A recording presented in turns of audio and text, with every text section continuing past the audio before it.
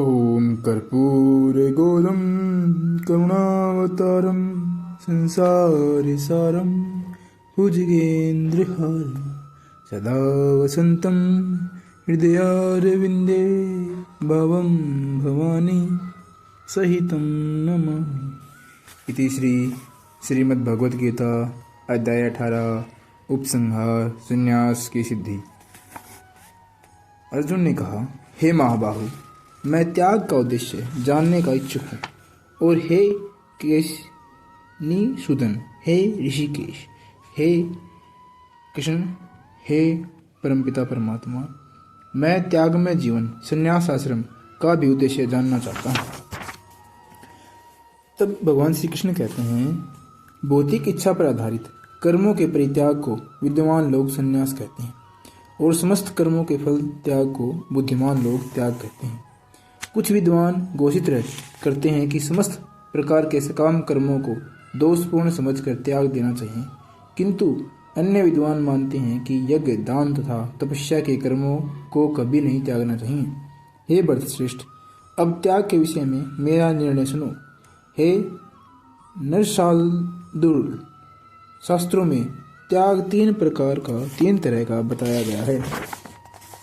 यज्ञ, दान तथा तपस्या के कर्मों को कभी परित्याग नहीं करना चाहिए, उन्हें अवश्य संपन्न करना चाहिए। निसंदेह यज्ञ, दान तथा तपस्या महात्माओं को भी शुद्ध करते हैं।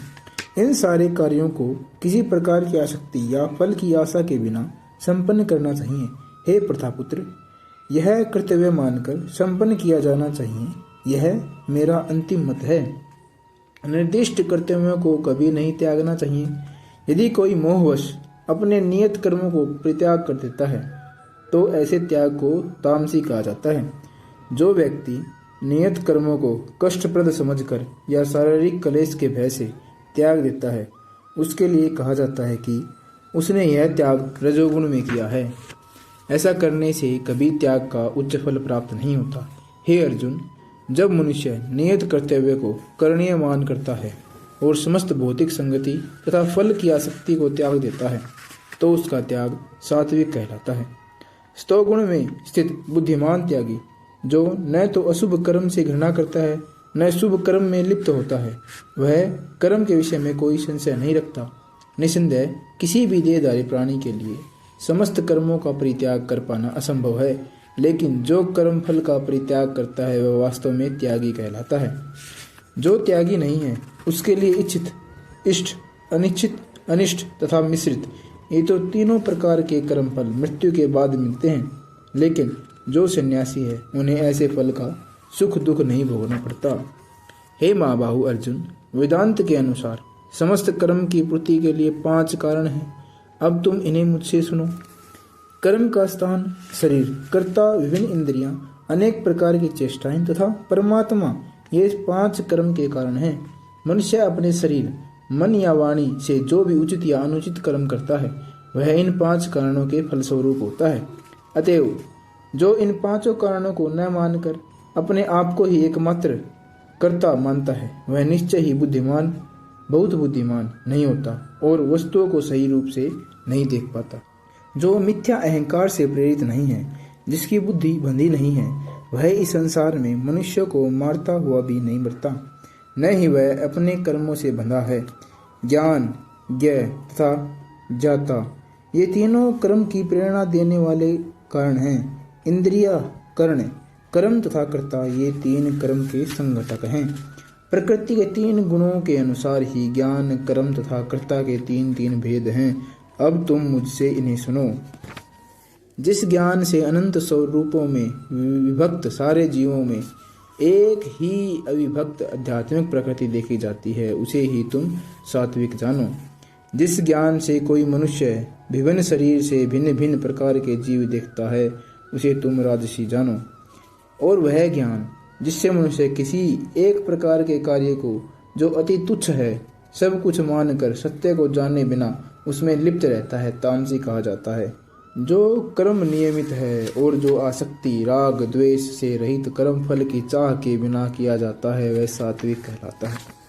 लेकिन जो कार्य अपनी इच्छा पूर्ति के निमित्त प्रयास पूर्वक एवं मिथ्या अहंकार के भाव से किया जाता है वह रजोगुणी कहलाता है। जो कर्म मोहवश शास्त्रीय आदेशों की अवहेलना करके तथा भावी बंधन की परवाह किए बिना या हिंसा अथवा अन्यों के दुख पहुंचाने के लिए किया जाता है, वह तामसी कहलाता है। जो व्यक्ति भौतिक गुणों के संसर्ग के बिना अहंकार रहित संकल्प तथा उत्साह पूर्वक अपना कर्म करता है और सफलता तथा असफलता में अविचलित रहता है, वह सात्विक कर्ता कहलाता है। जो कर्ता कर्म तथा कर्म फल के प्रति आसक्त होकर फलों का भोग करता है, तो जो लोभी, सदैव ईर्ष्यालु, अपवित्र और सुख दुख से विचलित होने वाला है, वह राजसी कहलाता है। जो कर्ता सदा शास्त्रों के आदेशों के विरुद्ध कार्य करता है, जो भौतिकवादी, हठी, कपटी तथा अन्यों का अपमान करने में पटु है तथा जो आलसी, सदैव खिन्न तथा काम करने में दीर्घसूत्री है, वह तमोगुणी कहलाता है। हे धनंजय, अब मैं प्रकृति के तीनों गुणों के अनुसार तुम्हें विभिन्न प्रकार की बुद्धि तथा गति के विषय में विस्तार से बताऊंगा, तुम इसे सुनो। हे प्रथापुत्र, वह बुद्धि सतोगुणी है, जिसके द्वारा मनुष्य यह जानता है कि क्या करणीय है और क्या नहीं, किससे डरना चाहिए और किससे नहीं, क्या बांधने वाला है और क्या मुक्ति देने वाला है। हे प्रथापुत्र, जो बुद्धि धर्म तथा अधर्म, करणीय तथा अकरणीय कर्म में भेद नहीं कर पाती, वह राजसी है। जो बुद्धि मोह तथा अहंकार के वशीभूत होकर अधर्म को धर्म और धर्म को अधर्म मानती है और सदैव विपरीत दिशा में प्रयत्न करती है, हे पार्थ, वह तामसी है। हे प्रतापुत्र, जो अटूट है, जिसे योग अभ्यास द्वारा अचल रहकर धारण किया जाता है और जो इस प्रकार मन, प्राण और इंद्रियों के कार्यकलापों को वश में रखती है, वह धृति सात्विक है।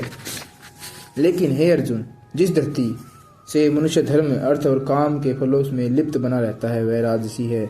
हे पार्थ, जो धृति, स्वपन, भय, शोक, विषाद तथा मोह से परे नहीं जाती, ऐसी दुर्बुद्धिपूर्ण धृति तामसी है। हे भरतश्रेष्ठ, अब मुझसे 3 प्रकार के सुखों के विषय में सुनो, जिनके द्वारा बद्ध जीव भोग करता है और जिसके द्वारा कभी कभी दुखों का अंत हो जाता है। जो प्रारंभ में विष जैसा लगता है, लेकिन अंत में अमृत के समान है, और जो मनुष्य में आत्म साक्षात्कार जगाता है, वह सात्विक सुख कहलाता है। जो सुख इंद्रियों द्वारा उनके विषयों के संसर्ग से प्राप्त होता है और जो प्रारंभ में अमृत तुल्य तथा अंत में विष तुल्य लगता है, वह रजोगुणी कहलाता है। तथा जो सुख आत्मा साक्षात्कार के प्रति अंधा है, जो आरंभ से लेकर अंत तक मोह कारक है और जो निद्रा, आलस्य तथा मोह से उत्पन्न होता है, वह तामसी कहलाता है। इस लोक में, स्वर्ग लोकों में या देवताओं के मध्य में कोई भी ऐसा व्यक्ति विद्यमान नहीं है जो प्रकृति के तीनों गुणों से मुक्त हो। हे परंतप, ब्राह्मणों, क्षत्रियों, वैश्यों तथा शूद्रों में प्रकृति के गुणों के अनुसार उनके स्वभाव द्वारा उत्पन्न गुणों के द्वारा भेद किया जाता है। शांति, प्रियता, आत्म संयम, तपस्या, पवित्रता, सहिष्णुता, सत्यनिष्ठा, ज्ञान, विज्ञान तथा धार्मिकता, ये सारे स्वाभाविक गुण हैं जिसके द्वारा ब्राह्मण कर्म करते हैं। वीरता, शक्ति, संकल्प, दक्षता, युद्ध में धैर्य, उदारता तथा नेतृत्व, ये क्षत्रिय के स्वाभाविक गुण हैं। कृषि करना, गोरक्षा तथा व्यापार वैश्यों के वास्तविक कर्म स्वाभाविक कर्म है और शूद्रों का कर्म श्रम तथा अन्य की सेवा करना है। अपने अपने कर्मों के गुणों का पालन करते हुए प्रत्येक व्यक्ति सिद्ध हो सकता है। अब तुम्हें मुझसे सुनो कि इस किस प्रकार किया जा सकता है। सभी प्राणियों में उद्गम है और सर्वव्यापी है। उस भगवान की उपासना करके मनुष्य अपना कर्म करते हुए पूर्णता प्राप्त कर सकता है। अपने वृत्तिपरक कार्य को करना, चाहे वह कितना ही त्रुटिपूर्ण ढंग से क्यों किया जाए, अन्य किसी के कार्य को स्वीकार करने और अच्छी प्रकार से करने की अपेक्षा अधिक श्रेष्ठ है। अपने स्वभाव के अनुसार निर्दिष्ट कर्म कभी भी पाप से प्रभावित नहीं होते। प्रत्येक उद्योग, प्रयास किसी न किसी दोष से आवर्त होता है, जिस प्रकार अग्नि धुएं से आवर्त होती है। अतएव हे कुंती पुत्र, मनुष्यों को चाहिए कि स्वभाव से उत्पन्न कर्म को भले ही वह दोषपूर्ण क्यों न हो, कभी त्यागे नहीं। जो आत्म संयमी तथा अनासक्त है एवं जो समस्त भौतिक भोगों की परवाह नहीं करता, वह संन्यास के अभ्यास के द्वारा कर्म फल से मुक्ति को सर्वोच्च सिद्ध अवस्था प्राप्त कर सकता है।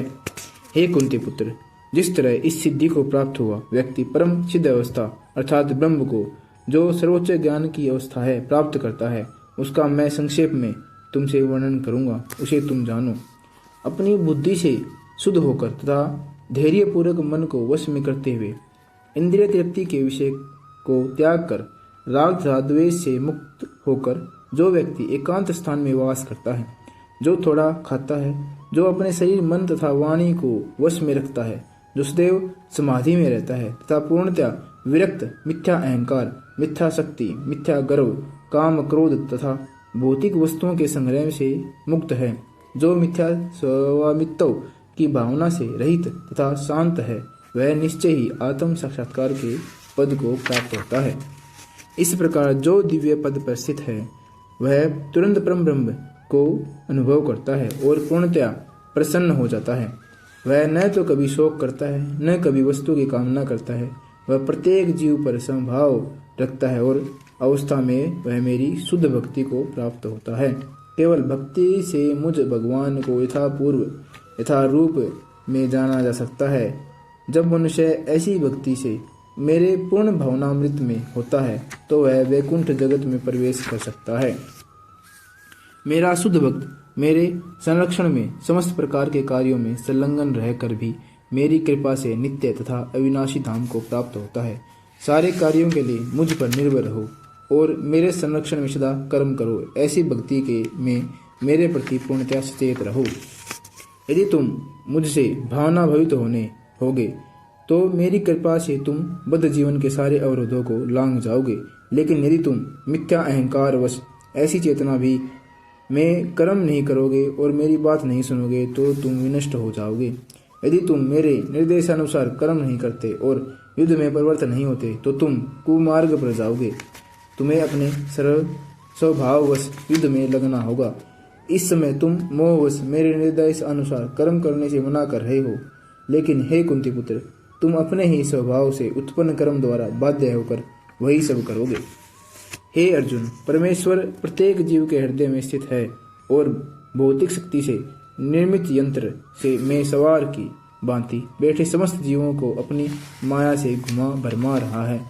हे भारत, हे कुंती पुत्र, हे कुंते, जब सब प्रकार से उसी की शरण में जाओ, उसकी कृपा से तुम परम शांति को तथा परम नित्य धाम को प्राप्त करोगे। इस प्रकार मैंने तुम्हें गूढ़तर ज्ञान बतला दिया।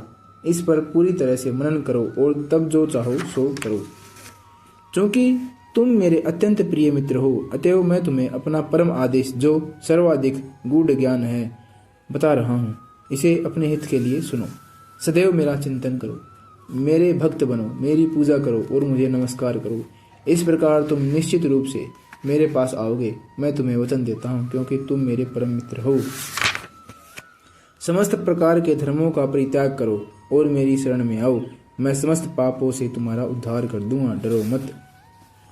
यह गूढ़ ज्ञान उनको कभी न बताया जाए जो न तो संयमी हैं, न एक निष्ठ हैं, न भक्ति में रत हैं और न ही उसे जो मुझसे द्वेष करता हो। जो व्यक्ति भक्तों को यह परम रहस्य बताता है वह शुद्ध भक्ति को प्राप्त करेगा और अंत में वह मेरे पास वापस आएगा। इस संसार में उसकी अपेक्षा कोई अन्य सेवक न तो मुझे अधिक प्रिय है और न कभी होगा। और मैं घोषित करता हूँ कि जो हमारे इस पवित्र संवाद का अध्ययन करता है वह अपनी बुद्धि से मेरी पूजा करता है, और जो श्रद्धा समेत तथा द्वेष रहित होकर इसे सुनता है वह सारे पापों से मुक्त हो जाता है और उन शुभ लोकों को प्राप्त होता है जहाँ पुण्य आत्माएं निवास करती हैं। हे प्रथापुत्र, हे धनंजय, क्या तुमने इस शास्त्र को एकाग्रचित होकर सुना और क्या अब तुम्हारा ज्ञान तथा मोह दूर हो गया है? तब अर्जुन कहते हैं, हे कृष्ण, हे अच्युत, अब मोह मेरा दूर हो गया है। आपके अनुग्रह से मुझे मेरी स्मरण शक्ति वापस मिल गई है। अब मैं संशय रहित तथा दृढ़ हूँ और आपके आदेश अनुसार कर्म करने के लिए उद्यत हूँ। संजय ने कहा, इस प्रकार मैंने कृष्ण तथा अर्जुन इन दोनों महापुरुषों की वार्ता सुनी और यह संदेश इतना अद्भुत है कि मेरे शरीर में रोमांच हो गया है। व्यास की कृपा से मैंने यह परम गूढ़ बातें साक्षात्कार योगेश्वर कृष्ण के मुख से अर्जुन के प्रति कही जाती हुई सुनी। हे राजन, जब मैं कृष्ण तथा अर्जुन के मध्य हुई इस आश्चर्यजनक तथा अपवित्र वार्ता को बारंबार स्मरण करता हूँ तो प्रतिक्षण आध्यात्म में गदगद दिल में गदगद हो उठता है। हे राजन, भगवान कृष्ण के अद्भुत रूप का स्मरण करते ही मैं अधिकाधिक आश्चर्यचकित होता हूँ और पुनः पुनः हर्षित होता हूँ। जहाँ योगेश्वर कृष्ण हैं और जहाँ परम धनुर्धर अर्जुन है, वहीं ऐश्वर्य, विजय और अलौकिक शक्ति तथा नीति भी निश्चित रूप से ही रहती है, ऐसा मेरा मत है। इति श्री श्रीमद्भगवत गीता 18वां अध्याय उपसंहार संन्यास की सिद्धि संपूर्णं। तत्श्री श्रीमद्भगवत गीता अध्याय 18 संन्यास की सिद्धि उपसंहार संपूर्णम्। ओम।